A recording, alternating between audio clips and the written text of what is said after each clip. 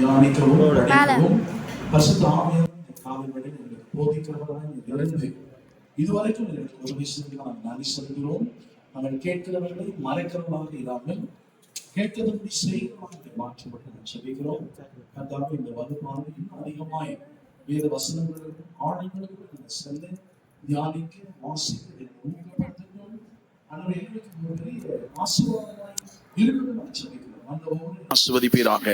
இந்த வேதாம கல்லூரிக்காக நாங்கள் ஜெபிக்கிறோம். அதனுடைய பவுண்டருக்காக, பிஷப் ஐயாக்காக நாங்கள் ஜெபிக்கிறோம். குடும்பத்துக்காக ஜெபிக்கிறோம். ஊழியத்துக்காக ஜெபிக்கிறோம்.